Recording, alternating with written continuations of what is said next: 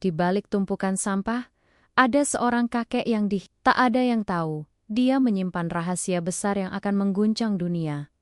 Siapa sebenarnya kakek ini? Angin pagi yang dingin menyapu sudut-sudut desa, membawa serta bau tanah basah dan sisa embun yang belum menguap sempurna. Mentari belum sepenuhnya memamerkan sinarnya, masih malu-malu di balik puncak bukit. Namun di jalanan setapak yang berliku, langkah-langkah ringkih sudah terdengar. Itulah langkah Mbah Iman, seorang kakek berusia menjelang 70 tahun, yang setiap fajar menyingsing memulai rutinitas hariannya sebagai pemulung. Tubuhnya kurus, membungkuk dimakan usia dan beban hidup yang tak pernah ringan. Rambutnya memutih tak terawat, sesekali tergerai menutupi sebagian wajahnya yang keriput dan penuh guratan lelah. Matanya sayu, namun masih menyimpan secercah ketabahan yang entah datang dari mana.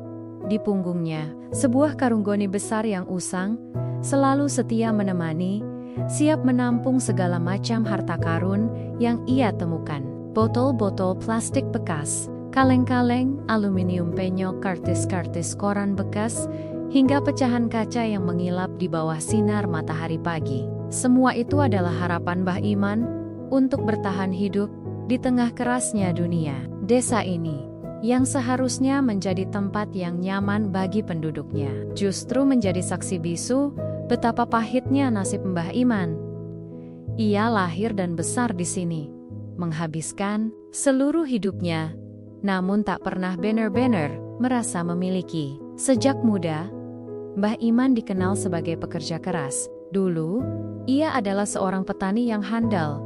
Tanahnya subur dan panennya melimpah. Ia memiliki seorang istri yang jelita dan seorang anak laki-laki yang cerdas. Kenangan itu kini terasa seperti mimpi yang sangat jauh, terkubur di bawah tumpukan masa lalu yang menyakitkan. Bencana datang silih berganti. Pertama, wabah penyakit menyerang desanya, merenggut nyawa istri dan anaknya dalam waktu berdekatan. Tanah pertaniannya yang subur perlahan berubah menjadi tandus karena kemarau panjang yang tak berkesudahan. Harta bendanya habis untuk pengobatan dan bertahan hidup. Mbah Iman kehilangan segalanya, kecuali napas yang masih berhembus di dadanya. Ia tak punya pilihan lain selain menjadi pemulung, menggantungkan hidupnya pada belas kasihan alam dan sisa peradaban manusia. Setiap hari, ia menyusuri lorong-lorong sempit, menembus pasar desa yang ramai, hingga pinggiran sungai yang sering menjadi tempat pembuangan sampah. Aroma busuk dan kotoran sudah menjadi bagian tak terpisahkan dari indera penciumannya. Tangan keriputnya tanpa ragu menggages tumpukan sampah, memilah mana yang masih bisa dijual, mana yang harus dibuang. Di tengah aktivitasnya, tato pensiunan dan bisikan-bisikan sumbang kerap menghampirinya. Lihat Mbah Iman, sudah tua, masih saja mengemis dari sampah, bisik seorang ibu muda kepada temannya, sambil menutup hidung. Siluala Mbah Iman adalah sumber bau tak sedap. Anak-anak kecil yang nakal sering melempari kerikil atau menertawakan penampilannya yang lusuh. Mbah Iman hanya menunduk, menghela napas, dan melanjutkan pekerjaannya. Ia sudah terbiasa hinaan, ejekan, bahkan pengusiran dari tempat-tempat umum, seperti warung kopi atau pos ronda sudah menjadi makanan sehari-hari. Baginya, harga diri telah lama terkikis oleh kebutuhan perut. Pernah suatu ketika, saat ia mencoba beristirahat sebentar di bangku kosong depan sebuah toko, pemilik toko langsung menghardiknya. "Pergi, jangan kotori depan tokoku dengan bau busukmu. Kau mau mengusir pelanggan?" Mbah Iman hanya bisa berdiri, menahan perih di dada, dan melangkah pergi dengan langkah gontai. Tidak ada yang peduli padanya. Ia seperti bayangan, tak terlihat, tak dianggap, kecuali saat kehadirannya dianggap mengganggu. Perasaan sedih dan putus asa seringkali menyergapnya di malam hari, saat tubuhnya terbaring di gubuk reotnya yang nyaris roboh. Dindingnya terbuat dari anyaman bambu yang lapuk, atapnya dari seng bekas yang berlubang di sana-sini. Jika hujan deras, air akan membasahi seisi gubuk, membuatnya harus begadang menahan dingin. Namun, di tengah segala penderitaan itu, ada secercah harapan yang entah mengapa tak pernah sepenuhnya padam. Harapan untuk bertahan hidup, untuk melihat mentari esok hari, bahkan jika esok hari itu sama pahitnya dengan hari ini. Ia percaya, sekecil apapun, pasti ada kebaikan di dunia ini. Meski ia belum menemukannya, ia seringkali memandangi foto Usang, istri dan anaknya yang ia simpan di dalam kaleng biskuit bekas. Wajah-wajah mereka yang tersenyum adalah satu-satunya pengingat bahwa ia pernah memiliki kebahagiaan, bahwa ia pernah dicintai. Pengingat itu memberinya kekuatan, meski seringkali juga membuat dadanya sesak oleh kerinduan. Menjelang sore, karung Mbah Iman mulai terisi penuh. Tubuhnya terasa semakin pegal. Napasnya memburu. Ia berjalan perlahan, menyeret karung berat di belakangnya, kembali menuju gubuk reotnya yang terletak di pinggir desa, jauh dari keramaian. Gubuk itu, meski reot, adalah satu-satunya tempat di mana ia bisa merasakan sedikit privasi dan kebebasan dari tatapan menghakimi. Setibanya di gubuk, ia membongkar isi karungnya. Botol-botol dipisah dari kaleng, kertas dari plastik. Proses, itu ia lakukan dengan telaten. Siala barang-barang bekas itu adalah permata berharga. Setelah memilah, ia akan menjualnya kepada pengepul di ujung desa. Hasilnya tak seberapa. Kadang cukup untuk membeli nasi dan sedikit lauk. Kadang hanya cukup untuk nasi saja.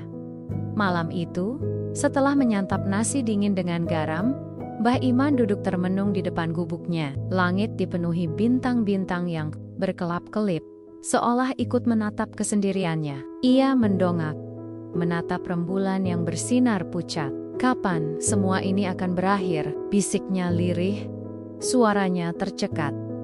Air mata menetes, membasahi pipi keriputnya. Ia mencoba bangkit, menyandarkan tubuh ringkihnya di tiang gubuk, memejamkan mata. Esok akan datang lagi, dan ia harus siap menyambutnya dengan segala kepahitan dan debu yang akan terus menempel di langkahnya. Dinginnya malam selalu menjadi tantangan terberat bagi Mbah Iman. Tubuhnya yang ringkih seringkali menggigil hebat di bawah selimut tipis yang tak mampu menahan gigitan angin. Batuk kering dan sesak napas seringkali menjadi teman tidurnya, pertanda bahwa kesehatannya semakin menurun. Penyakit ringan seperti demam, flu, atau pegal linu sudah menjadi bagian tak terpisahkan dari kehidupannya yang keras. Pernah suatu kali, demam tinggi membuatnya tak berdaya selama 3 hari penuh. Hanya bisa terbaring lemas tanpa makan. Tidak ada yang tahu. Tidak ada yang peduli. Ia hanya mengandalkan daya tahan tubuhnya yang tersisa dan keajaiban kecil dari alam untuk bisa pulih. Pagi itu, Mbah Iman merasakan nyeri di lututnya. Sisa dari jatuh tergelincir kemarin saat mencari sampah di tepi sungai yang licin. Setiap gerakan terasa menyakitkan. Namun tuntutan perut tak bisa ditunda. Ia harus tetap bekerja. Dengan tertiti-titi, ia melangkahkan kakinya keluar dari gubuk, membawa karung goni kesayangannya. Hari itu, ia memutuskan untuk menjelajahi area yang lebih jauh, berharap menemukan tumpukan sampah yang lebih menjanjikan. Namun, langkahnya semakin lambat, napasnya semakin berat. Setiap kali ia membungkuk untuk mengambil botol plastik, nyeri di lututnya terasa menusuk. Kesulitan mendapatkan makanan layak adalah masalah sehari-hari. Seringkali, makanannya hanya nasi dingin yang dicampur air, atau sesekali menemukan sisa makanan dari tempat sampah yang masih layak dimakan. Pernah ia menemukan sepotong roti basi yang sudah mengeras. Ia bersyukur dan memakannya perlahan, seolah itu adalah hidangan termewah. Asalkan perut terisi, tak peduli apapun itu, gumamnya dalam hati. Ia ingat, dulu ia sering menyantap hidangan lezat buatan istrinya, gulai kambing dengan bumbu rempah yang kuat, atau nasi kuning dengan ayam goreng yang renyah. Kini, semua itu hanya tinggal kenangan yang menyakitkan. Perutnya seringkali keroncongan, namun ia terbiasa menahan lapar. Saat ia sedang menggagas di dekat sekolah dasar desa, beberapa anak kecil keluar saat jam istirahat. Ada yang langsung menjauh dan menutup hidung, menatapnya dengan jijik. Iya, Bos, seru seorang anak laki-laki dengan suara nyaring, membuat Mantemonia ikut tertawa. Namun, ada pula beberapa anak perempuan yang menatapnya dengan tatapan iba. Salah satunya, seorang anak kecil bernama Ayu, mendekat dengan malu-malu. Ia memegang sekantong kecil keripik singkong. Dengan tangan gemetar, ia menyodorkan keripik itu kepada Mbah Iman. "Ini Mbah, untuk Mbah," katanya pelan. Suaranya nyaris tak terdengar. Mbah Iman terkejut. Matanya berkaca-kaca. Sudah lama sekali, tidak ada yang memberinya sesuatu dengan tulus seperti itu. "Terima kasih, Nak," jawab Mbah Iman serak, mengambil keripik itu dengan tangan bergetar. Ayu tersenyum tipis, lalu lari kembali ke teman-temannya. Momen kecil itu menjadi oase di tengah gurun kepedihan Mbah Iman. Ia makan keripik itu perlahan, merasakan setiap remahnya, seolah itu adalah obat untuk jiwanya yang terluka di tengah rutinitas pahitnya. Sesekali Mbah Iman bertemu dengan Bu Tejo, seorang janda tua yang tinggal tak jauh dari gubuknya. Bu Tejo adalah satu-satunya orang di desa yang sesekali memberinya sedikit bantuan, entah itu sebungkus nasi sisa atau selembar pakaian bekas yang masih layak pakai. Namun, Bu Tejo melakukannya secara sembunyi-sembunyi, tak berani terang-terangan, karena takut diasingkan oleh warga lain yang mayoritas membenci Mbah Iman. "Mbah, ini ada sedikit lauk, kemarin saya masak banyak," bisik Bu Tejo suatu sore. Saat ia berpapasan dengan Mbah Iman di jalan sepi, Mbah Iman hanya mengangguk, mengucapkan terima kasih dengan tatapan mata yang penuh rasa syukur. Ia tahu, Bu Tejo juga hidup pas-pasan. Namun, hatinya begitu mulia. Pertolongan kecil itu, meski jarang, memberi sedikit kekuatan bagi Mbah Iman. Suatu sore yang mendung, Mbah Iman duduk di depan gubuknya, memandangi langit yang kelabu. Hatinya ikut kelabu, dipenuhi renungan tentang masa lalu. Ia teringat janji-janji manis yang pernah diucapkan Mantemonia, kerabatnya, tentang persahabatan sehidup semati, tentang pertolongan yang tak pernah putus. Kini, mereka semua menghilang, seolah ditelan bumi. Tidak ada yang datang menjenguknya. Tidak ada yang menanyakan kabarnya. Ia merasa semakin sendiri, seperti sebatang pohon tua yang berdiri tegak di tengah padang ilalang, menunggu waktu untuk tumbang. Rasa pahit dan kecewa memenuhi relung hatinya. Apakah ini akhir dari segalanya? Apakah ia akan menghabiskan sisa hidupnya dalam kesendirian dan kehinaan? Sebuah tiang penyangga gubuknya yang terbuat dari bambu mulai lapuk dan miring. Segera diperbaiki, gubuk itu bisa roboh kapan saja, terutama saat hujan lebat atau angin kencang. Dengan sisa tenaganya, Mbah Iman mencoba mencari bambu bekas di sekitar gubuknya. Ia menemukan beberapa batang yang masih cukup kuat. Dengan seutas tali rami yang ia temukan, ia mulai mengikat bambu-bambu itu, mencoba menopang tiang yang miring.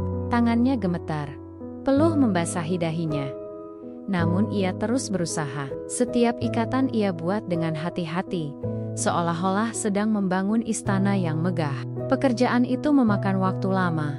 Namun akhirnya, tiang itu bisa berdiri tegak kembali. Meski sedikit miring, Mbah Iman tersenyum tipis. Sebuah kegigihan yang luar biasa, meski dalam keterbatasan. Ia tidak akan menyerah begitu saja. Tidak akan membiarkan gubuknya roboh. Sama seperti ia tidak akan membiarkan semangat hidupnya roboh sepenuhnya. Ia masih punya sedikit kekuatan untuk bertahan. Meski tak tahu sampai kapan. Malam kembali menjelang, dan Mbah Iman bersandar di dinding gubuknya, yang kokoh kembali, menatap kegelapan dengan tatapan penuh tanya. Selama berminggu-minggu, suasana di desa cenderung stagnan. Rutinitas Mbah Iman tetap sama. Begitu pula dengan tatapan sinis dan bisikan sumbang dari warga. Namun, perlahan, bisikan baru mulai menyebar dari mulut ke mulut. Seperti angin yang membawa kabar dari jauh. Kabar tentang seorang pemuda dari kota yang gemar membantu masyarakat kurang mampu. Orang-orang yang terpinggirkan, dan mereka yang membutuhkan uluran tangan. Namanya Arif, dan konon, ia adalah seorang pemuda kaya raya. Namun hatinya begitu mulia. Ia tidak datang dengan rombongan besar atau pengumuman heboh, melainkan bergerak senyap, mencari kisah-kisah nyata yang layak dibagikan.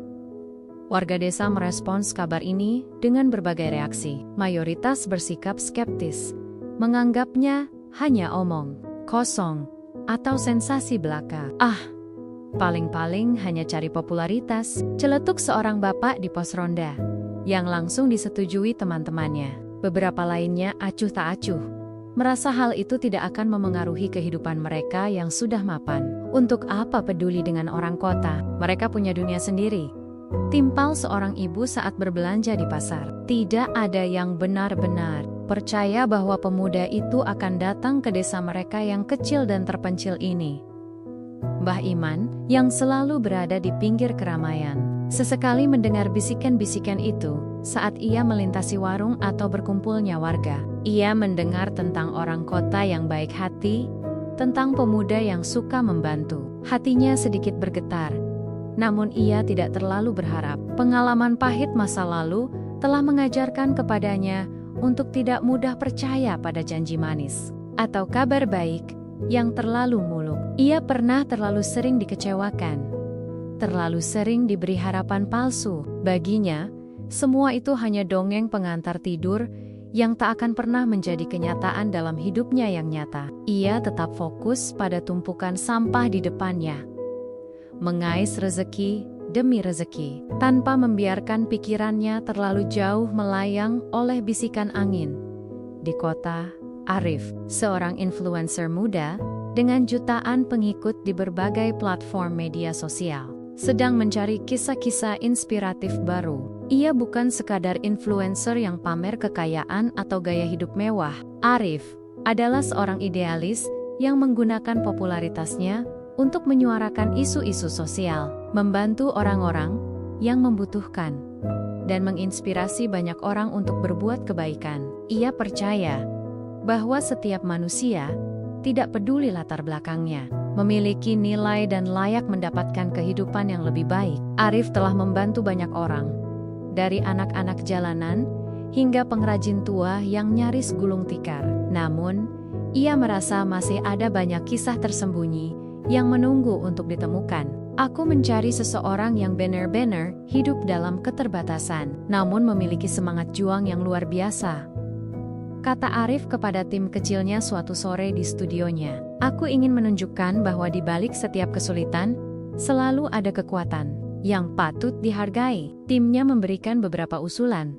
Namun, Arif merasa ada sesuatu yang kurang. Ia ingin menemukan kisah yang paling otentik, paling menyentuh, yang bisa benar-benar mengubah pandangan banyak orang. Ia tidak ingin hanya sekadar membuat konten viral. Ia ingin menciptakan dampak nyata. Arif mulai mencari informasi dari berbagai komunitas sosial, lembaga amal, hingga jaringan relawannya di daerah-daerah terpencil. Ia meminta mereka untuk memberikan daftar nama orang-orang yang hidup dalam kesulitan ekstrem, namun memiliki jiwa yang kuat. Sebuah nama yang awalnya samar-samar mulai muncul dalam beberapa laporan yang ia terima. Seorang kakek tua pemulung di desa terpencil, hidup sendirian, sering dihina warga, tapi tak pernah mengeluh. Nama itu adalah Mbah Iman. Informasi itu datang dari seorang relawan lokal yang pernah secara sekilas melihat Mbah Iman dan merasakan aura kesabaran yang luar biasa dari kakek tersebut. Relawan itu tidak banyak tahu detailnya, namun ia tahu bahwa Mbah Iman adalah sosok yang patut disorot. Arif merasa ada dorongan kuat untuk menelusuri lebih jauh. Ia membuka peta, mencari lokasi desa Mbah Iman. Desa itu memang terpencil, jauh dari hiruk-pikuk kota, namun tidak terlalu sulit dijangkau. Ini dia, gumam Arif. Matanya berbinar. Ia merasa telah menemukan apa yang dicari. Ia memutuskan untuk pergi sendiri terlebih dahulu, tanpa membawa timnya yang besar, untuk melihat langsung kondisi Mbah Iman dan memastikan bahwa kisah ini adalah sesuatu yang benar-benar otentik dan layak untuk ia sebarkan. Ia ingin membangun kepercayaan dengan Mbah Iman terlebih dahulu, bukan langsung datang dengan kamera dan keramaian. Pada malam harinya, Arif menyiapkan perbekalan seadanya. Ia tahu perjalanan ini tidak akan mudah, Namun tekadnya sudah bulat. Ia ingin bertemu langsung dengan Mbah Iman, mendengar langsung ceritanya, dan menunjukkan kepada dunia bahwa di setiap sudut tersembunyi ada cahaya yang menunggu untuk bersinar. Sebuah harapan baru mulai bersemi. Tak hanya di hati Arif, namun tak disadari juga sedang bergerak menuju kehidupan Mbah Iman yang gelap. Arif mematikan lampu kamarnya. Bayangan tekad terpancar jelas di wajahnya, siap untuk menjelajahi jejak-jejak kehidupan Mbah Iman yang penuh debu dan duka. Arif menghabiskan beberapa hari berikutnya untuk melakukan riset awal tentang Mbah Iman. Ia tidak hanya mengandalkan informasi dari relawan, melalui jejaring komunitas sosial yang dimilikinya, ia mencari tahu lebih banyak tentang desa tempat Mbah Iman tinggal, kebiasaan penduduknya, dan sedikit gambaran mengenai Mbah Iman sendiri. Informasi yang ia dapatkan memang terbatas. Sebagian besar hanyalah bisik-bisik warga yang seringkali bercampur dengan prasangka. Namun, dari sedikit informasi yang ada, Arif menangkap sebuah benang merah. Mbah Iman adalah sosok yang terpinggirkan, namun memiliki ketabahan luar biasa. Ia membaca beberapa laporan singkat tentang kondisi ekonomi desa tersebut, tingkat kemiskinan, dan bagaimana masyarakatnya cenderung tertutup terhadap orang luar. Arif sadar, pendekatannya haruslah hati-hati dan penuh empati. Ia tidak ingin Mbah Iman merasa seperti objek tontonan atau sensasi sesaat. Ia ingin membangun jembatan kepercayaan, bukan sekadar mendokumentasikan sebuah kisah. Pada suatu pagi yang cerah, Arif memulai perjalanannya menuju desa Mbah Iman. Ia mengendarai mobilnya sendiri, tanpa tim, tanpa peralatan kamera yang mencolok, hanya sebuah tas ransel berisi pakaian ganti, beberapa makanan ringan, dan sebuah kamera kecil yang bisa disembunyikan. Perjalanan memakan waktu beberapa jam, melewati jalanan pedesaan yang berliku, dan kadang berlubang. Saat memasuki gerbang desa, ia merasakan pandangan aneh dari beberapa warga yang sedang beraktivitas. Mereka mungkin bertanya-tanya, siapa pemuda asing yang datang ke desa mereka? Arif hanya tersenyum ramah dan mengangguk, berusaha tidak menarik perhatian yang berlebihan. Ia memarkirkan mobilnya di dekat balai desa, lalu melanjutkan perjalanan dengan berjalan kaki. Ia sengaja tidak langsung bertanya tentang Mbah Iman kepada warga, khawatir akan menimbulkan kecurigaan atau gosip. Ia ingin mencari tahu sendiri. Dengan mengamati lingkungan sekitar, ia berjalan perlahan, melewati rame-rama penduduk, mengamati keseharian mereka. Bau masakan rumahan, suara anak-anak bermain, semuanya terasa begitu kontras dengan kisah Mbah Iman yang ia dengar. Setelah beberapa waktu berkeliling, ia akhirnya mendapatkan petunjuk, seorang anak kecil yang tadi ia lihat menyodorkan keripik kepada Mbah Iman, sedang bermain di dekat gubuknya. Arif mendekati anak itu dengan hati-hati. "Hai, adik manis, sedang apa di sini?" sapa Arif ramah, berjongkok, agar tingginya sejajar dengan anak itu. Anak itu, yang ternyata bernama Ayu, menatapnya dengan curiga. "Aku sedang main, Om," jawabnya polos. Arif tersenyum. "Om boleh tanya, apa di sini ada kokik-kokik yang suka memulung, yang sering pakai karung goni besar?" tanya Arif, berusaha menggunakan bahasa yang mudah dipahami anak-anak. Ayu langsung mengangguk. "Oh, Mbah Iman, itu gubuknya, Om," kata Ayu sambil menunjuk ke arah gubuk reot yang agak tersembunyi di balik pepohonan rindang. Mata Arif berbinar. Ia telah menemukan tujuannya. Ia berterima kasih kepada Ayu dan berjalan perlahan menuju gubuk tua itu. Semakin dekat, aroma tanah basah bercampur bau sampah yang samar mulai tercium. Gubuk itu memang tampak sangat sederhana, bahkan nyaris menyedihkan. Dinding bambunya lapuk, atap sengnya berkarat. Di depannya, terlihat tumpukan botol plastik dan kertas kardus yang sudah dipilah rapi. Arif mendekat dengan langkah pelan. Ia melihat sesosok tubuh tua sedang duduk di teras gubuk. Membelakanginya, sibuk membersihkan beberapa botol plastik. Itulah Mbah Iman. Arif menarik napas dalam, mengumpulkan keberanian. "Assalamualaikum, Mbah," sapa Arif lembut. berusaha agar suaranya tidak mengejutkan kakek itu. Mbah Iman terkejut, langsung berbalik. Matanya yang sayu menatap Arif dengan penuh kecurigaan, bahkan sedikit ketakutan. Siapa pemuda asing ini? Mengapa ia datang ke gubuk reotnya? Pikiran negatif langsung memenuhi benaknya. Khawatir Arif adalah salah satu orang yang ingin mengusirnya atau mencemokohnya. Siapa kamu, nak? Ada perlu apa kemari? Tanya Mbah Iman dengan suara serak. Tangannya yang keriput mencengkeram erat sebatang bambu kecil di dekatnya, seolah siap membela diri. Arif mengangkat kedua tangannya, menunjukkan bahwa ia tidak memiliki niat buruk. Maaf Mbah, saya Arif, saya datang dari kota. Saya tidak bermaksud mengganggu Mbah. Jelas Arif, mencoba tersenyum ramah. Saya dengar, Mbah tinggal di sini sendirian. Dan Mbah adalah seorang pemulung yang gigih. Saya ingin mengenal Mbah lebih jauh. Mbah Iman masih menatap curiga. Mengenal? Untuk apa? Saya tidak punya apa-apa, nak. Hanya sampah. Jawab Mbah Iman.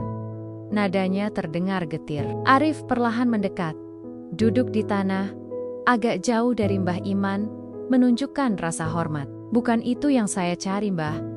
Saya datang bukan untuk melihat harta, tapi untuk melihat hati dan cerita hidup. Saya seorang pembuat konten. Saya ingin membuat video tentang kisah hidup Mbah.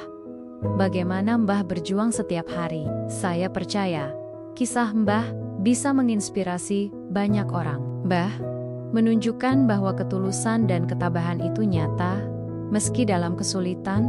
Jelas Arif dengan sabar. Suaranya tulus. Mbah Iman terdiam mencerna kata-kata Arif.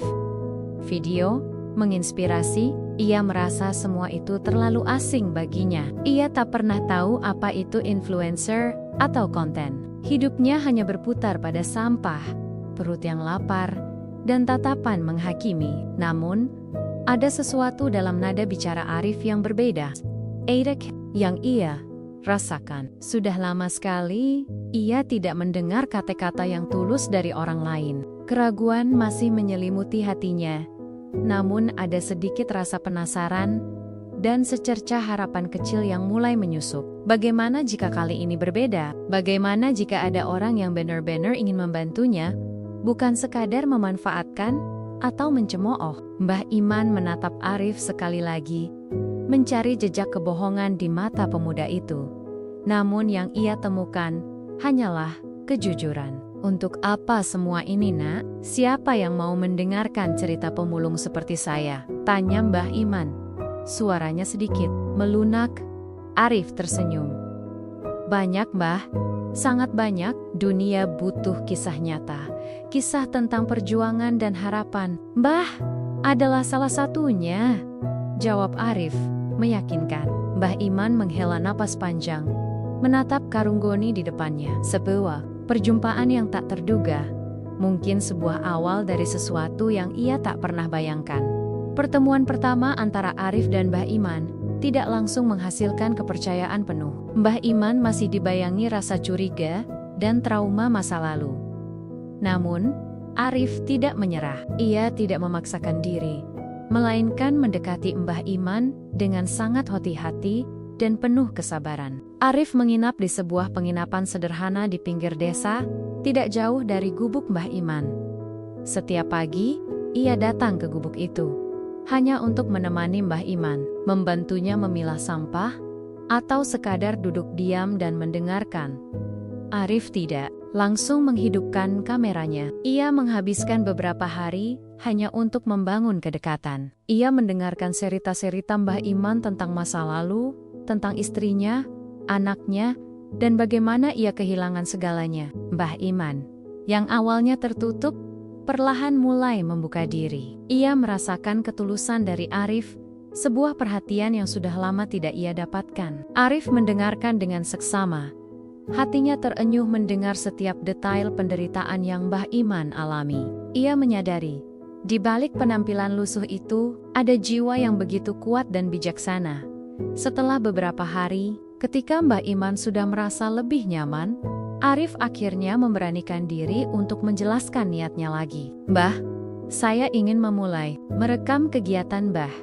Bukan untuk pamer atau mengeksploitasi, tapi untuk menunjukkan kepada dunia betapa gigihnya Mbah, betapa mulianya hati Mbah, kata Arif lembut. Amba Iman ragu, namun ia sudah merasa percaya kepada Arif. Silakan nak, saya tidak tahu apa gunanya. Tapi jika itu bisa membantu, saya tidak akan melarang, jawab Mbak Iman. Suaranya terdengar pasrah. Sejak saat itu, Arif mulai mendokumentasikan kehidupan Mbah Iman secara perlahan dan hati-hati. Ia tidak menggunakan kamera besar yang mencolok, melainkan kamera kecil yang bisa dipegang tangan, agar Mbah Iman tidak merasa terintimidasi. Ia mengikuti Mbah Iman saat memulung, merekam setiap langkah Mbah Iman yang tertatih, setiap kali tangan keriputnya mengais sampah, dan setiap senyum tipis Mbah Iman saat menemukan sesuatu yang berharga. Arif juga merekam momen-momen Mbah Iman makan dengan sederhana, istirahat di bawah pohon, atau sekadar duduk termenung di depan gubuknya. Setiap adegan menunjukkan kegigihan Mbah Iman yang luar biasa, semangat pantang menyerah di tengah badai kehidupan. Salah satu momen paling menyentuh adalah saat Arif melakukan wawancara dengan Mbah Iman. Ia tidak menggunakan pertanyaan yang rumit, melainkan pertanyaan-pertanyaan sederhana yang memancing Mbah Iman untuk bercerita dari hati ke hati. Mbah, apa yang membuat Mbah terus bertahan? Tanya Arif. Mbah Iman menatap jauh ke depan, matanya sedikit berkaca-kaca. Harapan nak, sekecil apapun itu, saya percaya Tuhan tidak pernah tidur, dan saya tidak ingin menjadi beban bagi siapapun. Selama saya masih bisa bernapas, saya akan terus berjuang, jawab Mbah Iman dengan suara bergetar namun penuh ketegasan. Arif merekam setiap kata, merasakan energi dan kebijaksanaan yang terpancar dari sosok tua itu. Mbah Iman juga menceritakan tentang mimpinya. Saya ingin melihat anak-anak di desa ini bisa sekolah tinggi, nak. Tidak seperti saya yang tak punya kesempatan, mungkin suatu hari ada yang bisa membantu mereka. Selama proses syuting ini, interaksi Arif dan Mbah Iman semakin akrab. Arif sering membawa makanan untuk Mbah Iman, membantunya membersihkan gubuk, bahkan sesekali membacakan koran untuknya. Mbah Iman, yang awalnya kaku, kini sering tersenyum dan bercanda dengan Arif. Ia sudah menganggap Arif seperti cucunya sendiri. Kehadiran Arif membawa kehangatan yang sudah lama tidak Mbah Iman rasakan. Tentu saja, kehadiran Arif dan aktivitasnya di desa tidak luput dari perhatian warga. Awalnya, sebagian besar warga menanggapi dengan cemoohan. Lihat itu, orang kota kurang kerjaan, mengurusi pemulung gila, bisik seorang warga kepada temannya saat Arif lewat. Beberapa lainnya mulai penasaran. Mereka melihat Arif yang berpendidikan, rapi, dan menggunakan kamera. Mengapa ia mau bergaul dengan Mbah Iman yang kotor dan terbuang? Perlahan, bisikan itu berubah menjadi pertanyaan. Ada apa itu? Apa yang orang kota itu lakukan dengan Mbah Iman? Mereka mulai melirik dengan tatapan yang berbeda. Bukan lagi jijik, melainkan penasaran dan sedikit rasa tidak nyaman. Tokoh desa yang merasa kedudukannya sedikit terancam oleh perhatian terhadap Mbah Iman mulai merasa tidak senang dengan kehadiran Arif. Mereka khawatir hal ini akan membawa masalah atau mengganggu ketenangan desa. Setelah beberapa hari, Arif merasa materi yang ia rekam sudah cukup. Ia memiliki puluhan jam rekaman yang kaya akan emosi dan kisah. Ia tahu di tangannya ada sebuah permata yang bisa ia poles dan bagikan kepada dunia. Mbah, saya harus kembali ke kota untuk mengedit video ini. Tapi saya akan kembali, Mbah. Pasti, janji Arif sambil menggenggam tangan Mbah Iman. Mbah Iman mengangguk, matanya berkaca-kaca. Perpisahan itu terasa berat. Namun ia tahu, Arif adalah orang baik. Hati-hati, nak. Terima kasih sudah mau menemaniku, kata Mbah Iman. Suaranya serak. Arif kembali ke studionya di kota dengan semangat membara. Ia langsung mengunci diri di ruang editing, bekerja siang dan malam. Ia memilih setiap adegan dengan hati-hati, menambahkan musik yang menyentuh, dan narasi yang kuat. Ia ingin video ini bukan hanya sekadar tontonan, tetapi juga sebuah seruan untuk berbuat kebaikan. Ia tahu potensi besar dari kisah Mbah Iman. Kisah itu adalah cerminan dari jutaan orang yang hidup dalam keterbatasan, namun tetap berjuang. Arif merasa, video ini akan menjadi salah satu karyanya yang paling bermakna. Ia menekan tombol render, menatap layar, dan berdoa agar video ini bisa mengubah sesuatu, bisa menyalakan secercah harapan bagi Mbah Iman dan banyak orang lainnya. Setelah berminggu-minggu dalam proses editing yang intens, Arif akhirnya merilis video tentang Mbah Iman. Ia memberinya judul, sederhana namun kuat, Mbah Iman, Kisah Ketabahan di Tengah Debu Kehidupan. Video itu pertama kali diunggah di kanal YouTube Arif, lalu ia bagikan di berbagai platform media sosialnya, termasuk Instagram dan TikTok. Awalnya, penyebarannya relatif lambat. Hanya di kalangan pengikut setia Arif yang memang tertarik pada konten-konten sosial. Namun, dalam beberapa hari, sesuatu yang luar biasa terjadi. Video itu mulai meledak. Algoritma media sosial seolah bekerja mendukungnya, menyebarkan kisah Mbah Iman ke berbagai penjuru. Ribuan, lalu puluhan ribu, hingga jutaan orang menontonnya. Netizen dari berbagai latar belakang dan negara mulai memberikan respons. Kolom komentar dibanjiri ungkapan simpati, kekaguman, dan dorongan untuk membantu. Hatiku hancur melihat perjuangan Mbah Iman, tulis seorang netizen. Sosok inspiratif, semoga Allah membalas kebaikan Mbah Iman. Komentar yang lain. Banyak yang bertanya, bagaimana cara membantu? Bagaimana cara mendonasikan uang atau kebutuhan pokok untuk Mbah Iman? Arif, yang sudah mengantisipasi ini, segera membuka rekening donasi khusus untuk Mbah Iman dan mengumumkan bahwa setiap rupiah yang terkumpul akan disalurkan langsung kepada kakek tersebut. Berita tentang video Mbah Iman yang viral ini perlahan sampai ke desa tempat Mbah Iman tinggal. Awalnya, hanya beberapa anak muda yang melek teknologi yang mengetahui. Mereka menonton video itu dengan terkejut, tidak menyangka bahwa Mbah Iman yang mereka kenal akan menjadi sorotan sebesar ini. Mereka mulai menceritakan kepada orang tua, dan kabar itu menyebar seperti api. Warga desa mulai melihat perubahan sikap orang luar terhadap Mbah Iman. Para tetangga yang dulunya menghina, kini mendengar orang-orang dari desa lain berbicara tentang Mbah Iman yang hebat itu. Mereka melihat kendaraan-kendaraan asing mulai hilir mudik di desa. Bertanya tentang gubuk Mbah Iman, rasa terkejut bercampur tidak percaya menyelimuti desa. Bagaimana mungkin seorang pemulung yang mereka cemooh tiba-tiba menjadi pahlawan di mata dunia? Namun, di balik rasa kagum yang samar, mulai tumbuh bibit-bibit kecemburuan dan ketidakpuasan. Beberapa warga desa, terutama mereka yang dulu paling vokal menghina Mbah Iman, mulai merasa tidak senang dengan perhatian yang didapat kakek itu. Mereka merasa status mereka sebagai warga terhormat mulai terusik. Apa-apaan ini? Kenapa itu yang dilulukan? Dia itu cuma pengemis yang kotor, gerutu Pak Karta. Salah satu tokoh desa yang paling sering mencemooh Mbah Iman. Ibu-ibu di pasar mulai bergosip, menyebarkan tuduhan tidak benar. Jangan-jangan Mbah Iman itu punya ilmu hitam, makanya bisa bikin orang kota terhipnotis, kata seorang ibu dengan nada ketus yang langsung disambar dengan anggukan setuju oleh yang lain. Mereka berusaha menyebarkan gosip atau tuduhan tidak berdasar untuk menjatuhkan Mbah Iman, berharap popularitasnya akan meredup.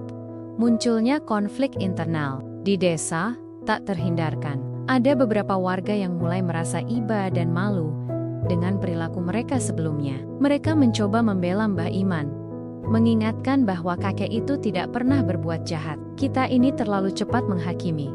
Padahal, Mbah Iman itu orang baik, ujar Bu Tejo, yang dulunya sering membantu Mbah Iman secara sembunyi-sembunyi, kini mulai berani bersuara. Namun, suara-suara pembelaan itu seringkali tenggelam dalam riuhnya cemoohan dan fitnah. Desa yang tadinya tenang, kini diselimuti ketegangan. Kubu-kubu mulai terbentuk, antara yang membela Mbah Iman dan yang terus menghina Mbah Iman yang tidak memiliki akses internet. awalnya tidak tahu menahu tentang semua ini. Ia hanya merasakan perubahan sikap warga. Beberapa orang yang dulu sering menghinanya, kini menghindari tatapannya, atau justru menatapnya dengan pandangan aneh yang sulit ia artikan. Saat beberapa orang mulai mendatangi gubuknya Injin melihat orang terkenal itu, Mbah Iman merasa tertekan. Ia antara senang dan takut. Senang karena ada perhatian. Takut jika semua ini hanya sesaat dan akan berakhir dengan kekecewaan yang lebih besar. Puncak konflik terjadi pada suatu malam. Saat Balai Desa mengadakan pertemuan darurat yang diprakarsai oleh Pak Karta dan beberapa tokoh desa lainnya. Topiknya adalah dampak viralnya Mbah Iman terhadap citra desa. Pertemuan itu berlangsung panas. Pak Karta berdiri di depan, menyuarakan kekhawatirannya yang sebenarnya lebih didasari rasa iri. Kakek itu telah mencoreng nama baik desa kita. Dia hanya pemulung kotor, dan sekarang kita jadi bahan omongan karena dia, teriak Pak Karta, mengobarkan emosi massa. Ia bahkan melontarkan tuduhan serius, menuding Mbah Iman memanfaatkan orang lain atau bahkan melakukan penipuan. Tuduhan itu tidak berdasar, namun berhasil membakar amarah sebagian warga yang termakan hasutan. Kita harus mengusir dia.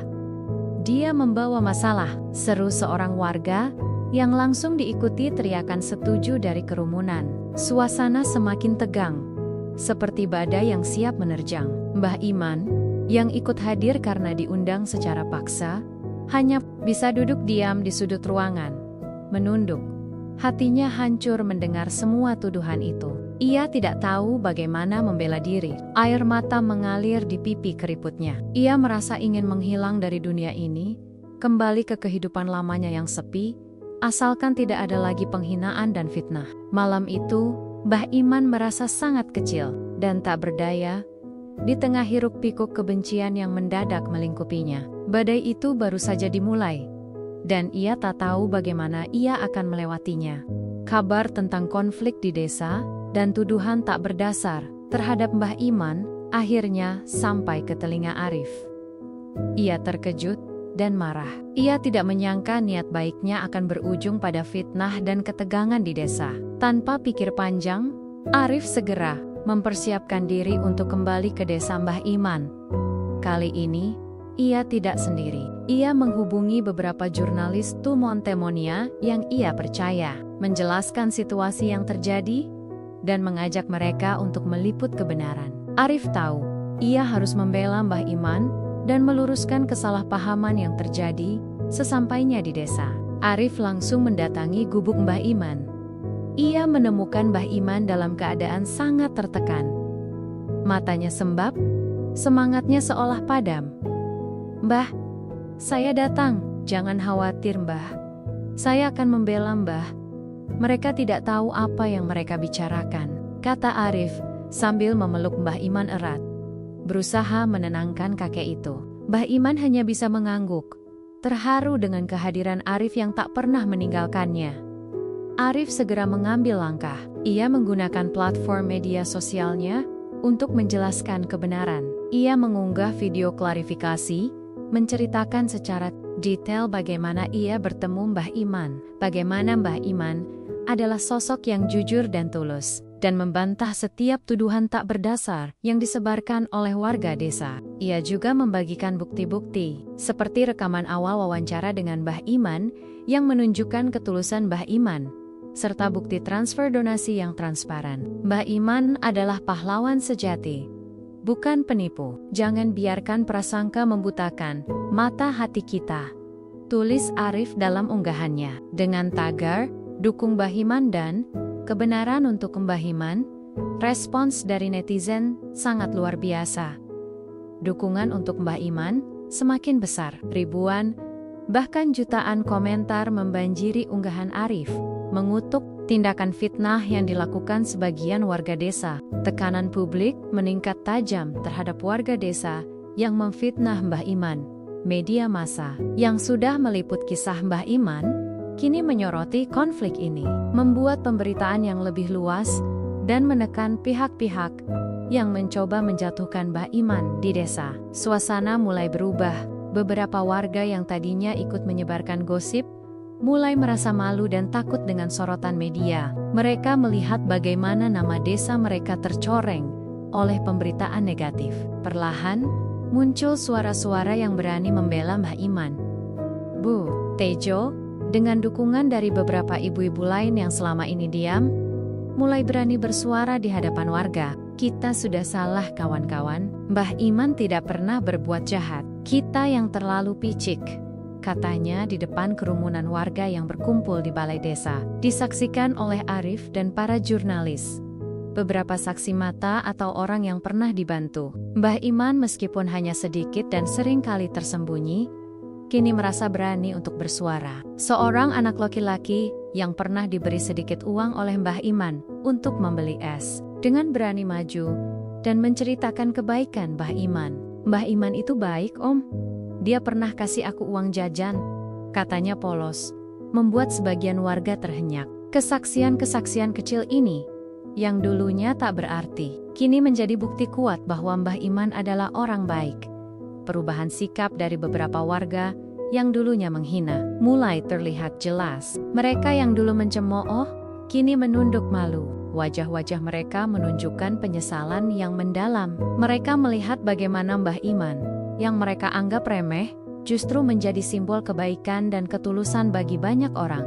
Beberapa di antara mereka datang menghampiri Mbah Iman dengan wajah tertunduk. Mbah, maafkan kami salah. Kami terlalu cepat menghakimi, kata seorang bapak yang dulunya sering mengusir Mbah Iman dari depan tokonya. Ia berjongkok di hadapan Mbah Iman, memohon maaf. Mbah Iman menatap mereka satu persatu. Ia memang merasa sakit hati, namun hatinya tidak menyimpan dendam. Ia tahu, mereka hanya termakan oleh prasangka dan hasutan. Dengan suara serak, ia berkata, "Sudahlah nak, sudah memaafkan. Kita semua pernah berbuat salah." Sebuah momen rekonsiliasi kecil, namun sangat berarti. Mbah Iman mengulurkan tangannya, menyambut permintaan maaf mereka dengan tulus. Air mata penyesalan dan haru mengalir di pipi warga. Mereka merasakan betapa besar hati Mbah Iman. Meskipun telah disakiti berkali-kali, peristiwa ini menjadi titik balik bagi desa tersebut. Kebenaran akhirnya terungkap di atas tumpukan fitnah. Warga desa mulai melihat Mbah Iman dengan mata yang berbeda. Bukan lagi sebagai pemulung rendahan, melainkan sebagai sosok yang layak dihormati. Arif berdiri di samping Mbah Iman, tersenyum bangga. Ia tahu, ia telah berhasil membela orang yang tidak bersalah, dan kebaikan selalu menemukan jalannya. Langit di atas desa tampak lebih cerah, seolah ikut merayakan kemenangan kebenaran. Setelah badai fitnah mereda, gelombang simpati dan penghormatan untuk Mbah Iman justru semakin membesar. Kisah Mbah Iman, yang tadinya hanya viral di media sosial, kini menjadi fenomena global. Media nasional dan internasional mulai meliputnya secara besar-besaran. Stasiun televisi ternama dari ibu kota datang langsung ke desa, mewawancarai Mbah Iman, Arif, dan beberapa warga yang kini mengakui kebaikan Mbah Iman. Artikel-artikel di surat kabar dan majalah terkenal memuat profil Mbah Iman, menjadikannya simbol ketabahan dan inspirasi. Kisah seorang kakek pemulung yang dihina, namun berhati mulia, menyentuh hati jutaan orang di seluruh dunia. Donasi dan tawaran bantuan mengalir deras, tidak hanya dari netizen, tetapi juga dari berbagai yayasan sosial, perusahaan, hingga individu-individu. Dermawan, mereka mengirimkan uang, sembako, pakaian layak pakai, hingga tawaran rumah layak huni untuk Mbah Iman. Arif bekerja keras bersama timnya untuk mengelola semua donasi ini dengan transparan dan akuntabel, memastikan setiap rupiah sampai kepada Mbah Iman dan digunakan sebaik-baiknya. Gubuk reot Mbah Iman yang dulu sepi, kini ramai dikunjungi, bukan lagi oleh orang-orang yang menghina, melainkan oleh mereka yang ingin menyampaikan dukungan, doa, atau sekadar bersalaman dengan sosok inspiratif ini. Pemerintah daerah tidak bisa lagi mengabaikan fenomena Mbah Iman, bupati, dan jajaran pejabatnya. datang langsung ke desa, menyampaikan permohonan maaf atas kelalaian mereka selama ini, dan menawarkan berbagai program bantuan untuk Mbah Iman. Organisasi-organisasi sosial terkemuka juga turut ambil bagian, mengundang Mbah Iman sebagai pembicara. Dalam berbagai acara amal dan seminar motivasi, Mbah Iman, yang dulunya jarang keluar dari desanya, kini diundang ke ibu kota, bahkan ke beberapa kota besar lainnya.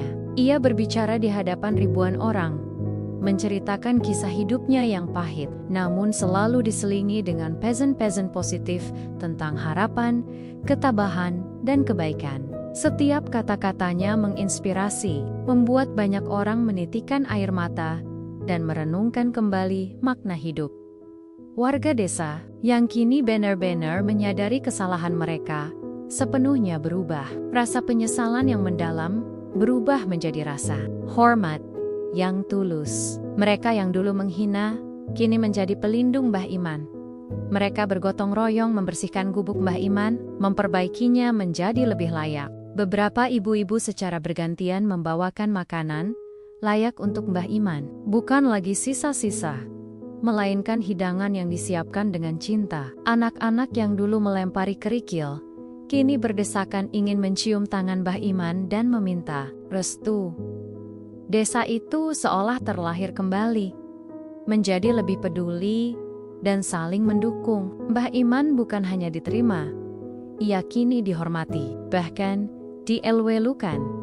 Salah satu momen paling mengharukan adalah saat Mbah Iman diundang ke sebuah acara penghargaan nasional, di mana ia menerima penghargaan sebagai inspirator kemanusiaan. Acara itu disiarkan langsung di televisi. Mbah Iman, yang mengenakan pakaian batik sederhana yang dibelikan Arif, naik ke panggung dengan langkah tegap. Meskipun usianya sudah sangat senja, gemuruh tepuk tangan membahana di seluruh ruangan. Di hadapan ribuan orang, Mbah Iman memberikan pidato singkat yang menyentuh hati. Saudara-saudaraku sekalian, suara Mbah Iman bergetar, namun penuh ketulusan. Saya hanyalah seorang pemulung tua. Dulu, saya hidup dalam kehinaan. Saya tidak pernah menyangka akan berdiri di sini, di hadapan Anda semua. Semua ini adalah bukti bahwa kebaikan itu nyata, bahwa setiap kesulitan pasti ada hikmahnya. Saya belajar bahwa kasih sayang itu bukan hanya untuk yang punya harta, tapi juga untuk yang berjiwa. Jangan pernah menyerah, nak. Jangan pernah lelah berbuat baik, karena cahaya itu akan selalu menemukan jalannya, meski dari tumpukan sampah sekalipun. Pidatonya diakhiri dengan tepuk tangan meriah dan tangis haru dari para hadirin. Arif yang duduk di barisan depan, menatap Mbah Iman dengan mata berkaca-kaca, merasakan kebanggaan yang luar biasa. Impiannya untuk mengangkat derajat Mbah Iman telah terwujud, bahkan melebihi ekspektasinya. Mbah Iman bukan lagi sekadar pemulung. Ia adalah cahaya, obor yang menyinari kegelapan, simbol hidup bahwa hati nurani takkan pernah mati. Setelah semua sorotan dan penghargaan, Mbah Iman tidak lantas larut dalam popularitas atau menikmati kekayaan yang mendadak. Hatinya tetap rendah hati, tak pernah melupakan asal-usulnya. Ia masih tinggal di desa, di gubuknya yang kini telah direnovasi, menjadi lebih layak dan nyaman, berkat sumbangan dari berbagai pihak. Uang donasi yang melimpah tidak ia gunakan untuk foya-foya atau membeli kemewahan pribadi. Mbah Iman memiliki visi yang jauh lebih besar. Saya ingin membantu orang-orang seperti saya, nak, kata Mbah Iman kepada Arif suatu sore. Saat mereka duduk di teras gubuknya yang bersih, banyak pemulung di luar sana yang hidupnya lebih sulit dari saya. Banyak anak-anak yang tidak bisa sekolah karena kemiskinan. Saya ingin memberikan harapan kepada mereka. Dengan bantuan Arif dan timnya, serta dukungan dari berbagai relawan dan organisasi sosial, Mbah Iman mendirikan sebuah yayasan. Namanya sederhana, Yayasan Cahaya Iman, sesuai dengan tekadnya untuk menyebarkan cahaya harapan.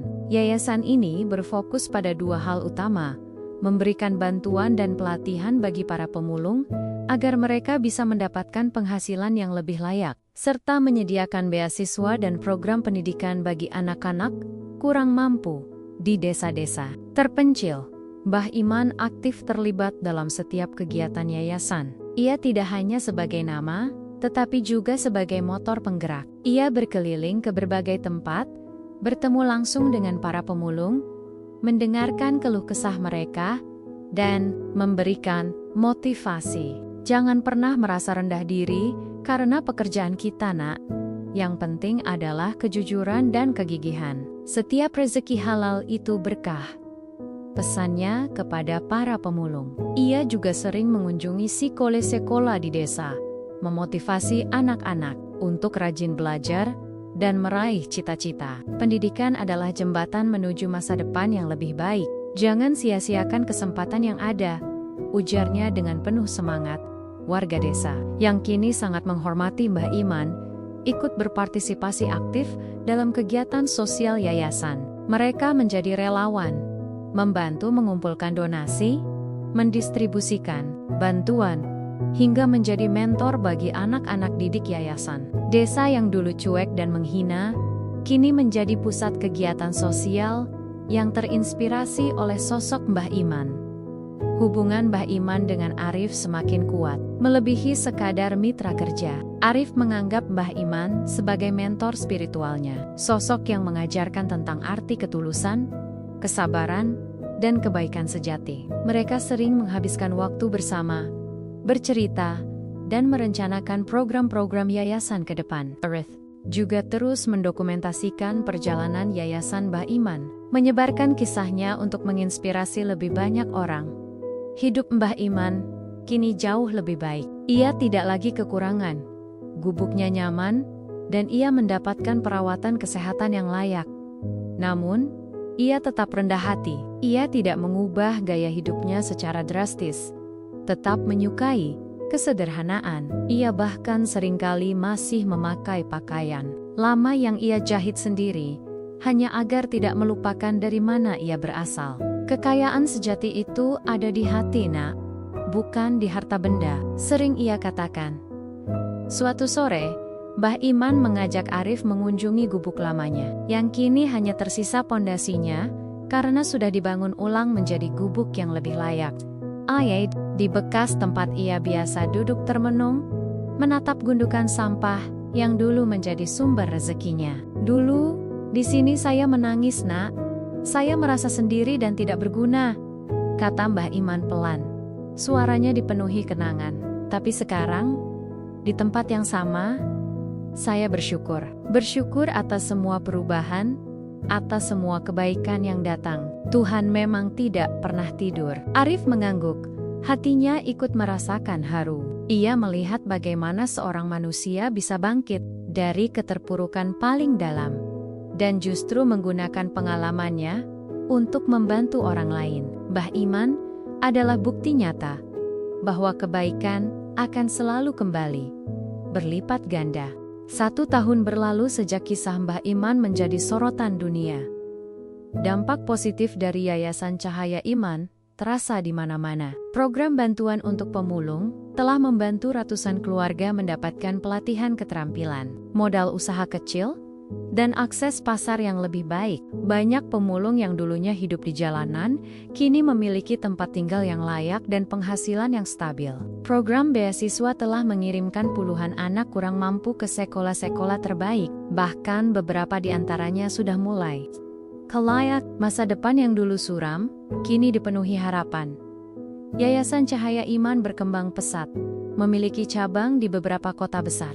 Relawannya semakin banyak, dan donasi terus mengalir. Nama Mbah Iman telah menjadi merek dagang untuk kebaikan, ketulusan, dan kegigihan. Ia menjadi ikon, simbol bahwa siapapun bisa menjadi agen perubahan, tidak peduli latar belakang atau status sosialnya. Pesan-pesan Mbah Iman tentang berbagi, peduli, dan tidak menyerah telah menginspirasi ribuan orang untuk berbuat hal yang sama di komunitas mereka. Masing-masing desa tempat tinggal Mbah Iman pun turut merasakan transformasinya. Desa itu berubah menjadi lebih peduli, lebih gotong royong, dan lebih saling membantu. Warga desa sering mengadakan pertemuan rutin untuk membahas masalah sosial, dan bersama-sama mencari solusinya. Anak-anak tumbuh dengan melihat Mbah Iman sebagai panutan, belajar tentang arti keberanian dan kemanusiaan. Tidak ada lagi ejekan atau hinaan. Yang ada hanyalah rasa hormat dan kebanggaan. Di usianya yang semakin senja, Mbah Iman merasakan kedamaian. Yang Mei, tubuhnya memang semakin lemah, namun jiwanya dipenuhi kebahagiaan. Ia telah melihat mimpinya terwujud. Melihat orang-orang yang ia bantu kini bisa tersenyum dan memiliki harapan. Arif tetap setia menemaninya, selalu ada di sisinya hingga akhir. Mereka sering menghabiskan waktu bersama, duduk di teras gubuk Mbah Iman, mengobrol tentang banyak hal, dari filosofi hidup hingga rencana yayasan di masa depan. Suatu malam yang tenang, saat rembulan bersinar penuh di langit, Mbah Iman mengembuskan napas terakhirnya dengan damai. Ia berpulang dengan senyum di wajahnya, dikelilingi oleh Arif, Bu Tejo, dan beberapa warga desa yang kini telah menjadi keluarganya. Kepergian Mbah Iman meninggalkan duka yang mendalam bagi banyak orang, namun juga meninggalkan warisan yang tak ternilai harganya. Ia tidak meninggalkan harta benda yang melimpah, melainkan sebuah semangat kebaikan, ketulusan, dan kegigihan yang abadi. Untuk mengenang jasa-jasa Mbah Iman, warga desa bergotong royong mendirikan sebuah monumen kecil di pusat desa, di dekat Spelai. Monumen itu berupa patung Mbah Iman yang sedang duduk sambil memegang karung goni, dengan senyum tulus di wajahnya. Di bawah patung itu, terdapat plakat bertuliskan, Mbah Iman, cahaya dari tumpukan sampah, mengajarkan kepada kita arti ketabahan, kebaikan, dan bahwa setiap manusia memiliki martabat yang layak dihargai. Setiap tahun, pada tanggal wafatnya Mbah Iman, desa itu mengadakan acara peringatan. Anak-anak sekolah diundang untuk mendengarkan kisah Mbah Iman, agar mereka terus mengingat pelajaran berharga dari hidupnya. Kisah Mbah Iman tidak hanya menjadi legenda di desa itu, tetapi juga menyebar ke seluruh negeri, bahkan ke mancanegara. Ia menjadi bukti nyata bahwa dari tempat yang paling rendah sekalipun, cahaya kebaikan bisa memancar terang, mengubah dunia, dan meninggalkan warisan abadi bagi generasi mendatang. Mbah Iman telah tiada, namun warisan kebaikannya akan hidup selamanya, menginspirasi banyak hati untuk terus berjuang, menebarkan kebaikan, dan percaya bahwa di setiap sudut kehidupan selalu ada cahaya yang menunggu untuk bersinar.